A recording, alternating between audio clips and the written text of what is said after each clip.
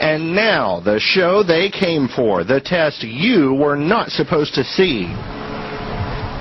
It's an unmanned drone aircraft. HPD, the Federal Department of Homeland Security, and other invited guests all watching to see how this drone could be used for police work in and around Houston. We tracked that drone from News Chopper 2, and that drone was able to use a high-powered camera to track us.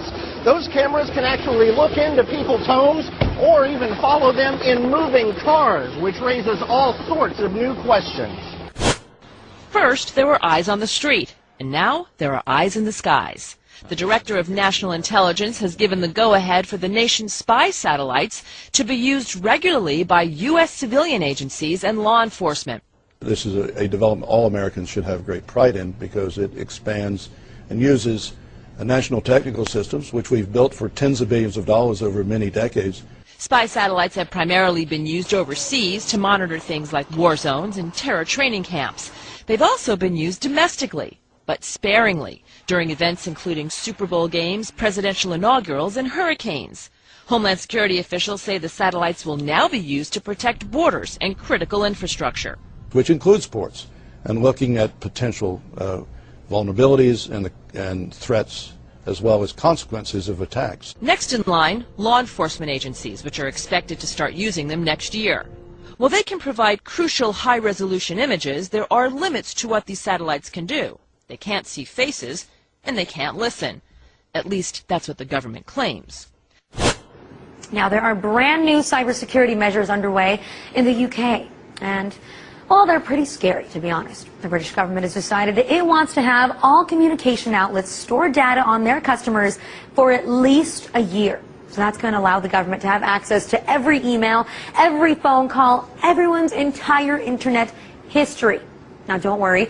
The government promises that this won't create a super database. It'll simply give authorities the ability to investigate a suspect activity that would lead to crime or potential act of terrorism. Now, the interesting part about the whole thing is that just last December, the Labour government was against this legislation. Back in May, the two major political parties came up with a coalition agreement mentioning internet privacy concerns.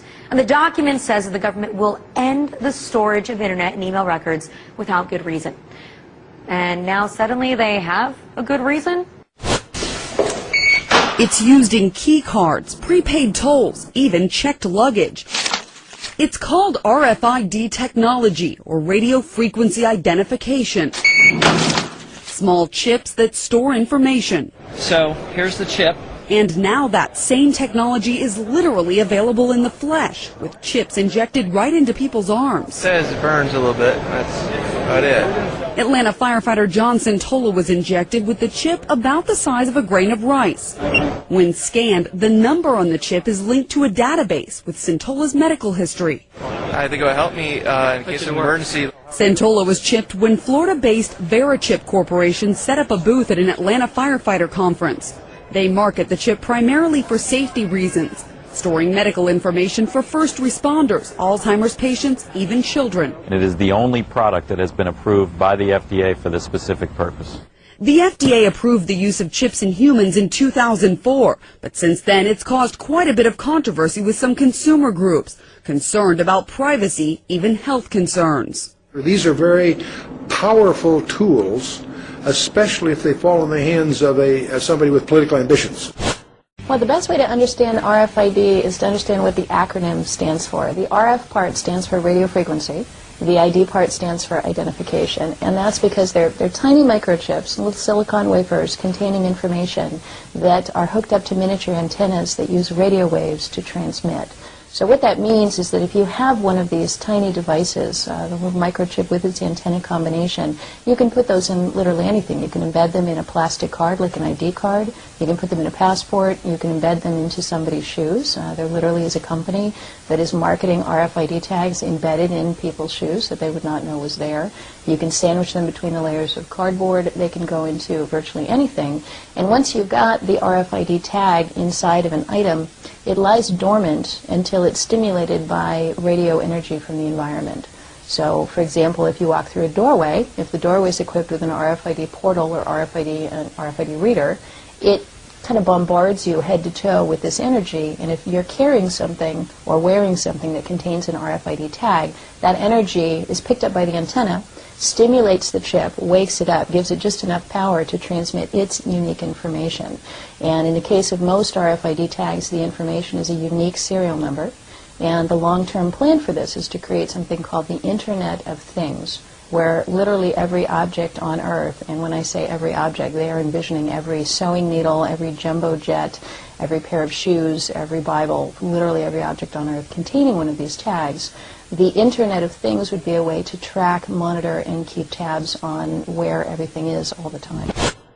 Government spied on 500,000 UK citizens last year.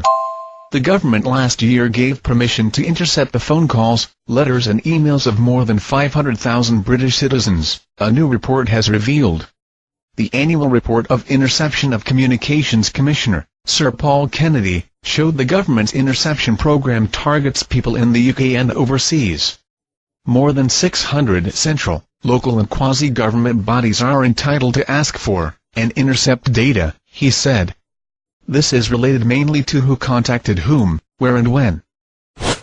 The question is why did I write Little Brother in a book about surveillance and civil liberties issues and state intervention in personal life, and a book that was kind of related to 1984?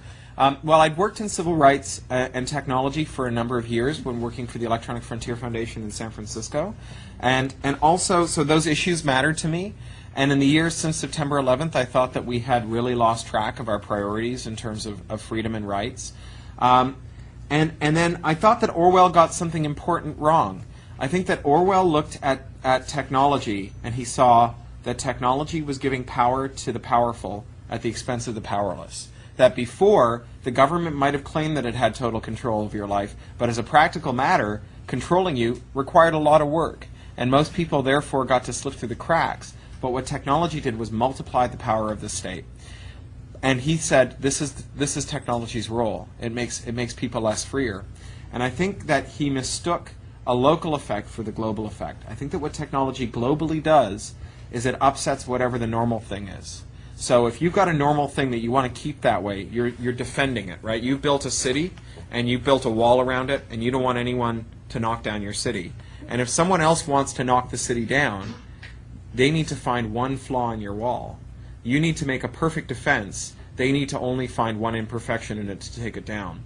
So Orwell saw this world in which the state gained more power through technology, but not long thereafter, certainly by my adolescence, technology was giving power back to individuals. It was allowing us to group together and to take action on our own bat, to do stuff without any kind of centralized authority or hierarchy, and that was really powerful. Now today I think people in your generation are seeing the next swing, where technology gives authorities power to assert even more control than they've ever had before. You know, when I was an adolescent and I used computers, they not only had pterodactyls in them, but we also had no adult supervision. Literally no grown-up knew what we did with computers. There was no such thing as censorware. There was no control over what services we could reach. There was no control over what information we could find or who we could talk to.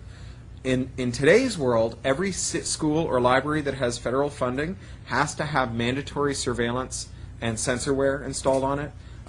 Parents buy censorware for their home networks, and some of these companies are so creepy.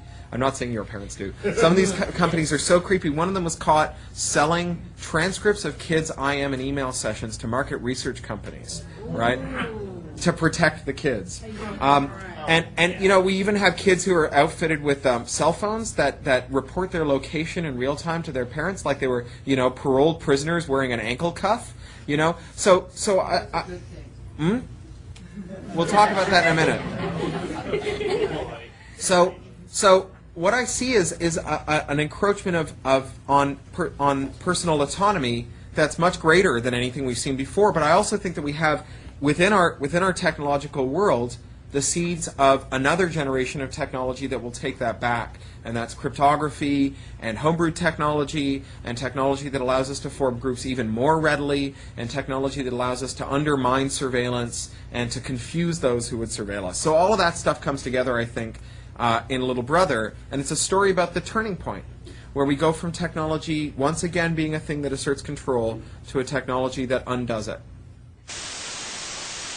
Your name is Tom. You live just off of 5th Street. Nice car, Tom. Nice house. What's not so nice is you owe Pennsylvania $4,212 in back taxes. Listen, Tom, we can make this easy. Pay online by June 18th, and we'll skip your penalty and take half off your interest. Because, Tom, we do know who you are. Justice, it's not about agenda, it's not about mobilizing people, it's about dialing for corporate dollars. These two parties have sold the U.S. government and the American people to the highest bidders. Spy satellites have primarily been used overseas to monitor things like war zones and terror training camps. They've also been used domestically, but sparingly, during events including Super Bowl games, presidential inaugurals, and hurricanes. Homeland Security officials say the satellites will now be used to protect borders and critical infrastructure. Which includes... The Director of National Intelligence has given the go-ahead for the nation's spy satellites to be used regularly by U.S. civilian agencies and law enforcement. This is a development all Americans should have great pride in because it expands and uses national technical systems, which we've built for tens of billions of dollars over many decades, sports, and looking at potential vulnerabilities and threats as well as consequences of attacks. Next in line, law enforcement agencies, which are expected to start using them next year. While they can provide crucial high-resolution images, there are limits to what these satellites can do. They can't see faces, and they can't listen. We tracked that drone from News Chopper 2, and that drone was able to use a high-powered camera to track us. Those cameras can actually look into people's homes or even follow them in moving cars, which raises all sorts of new questions.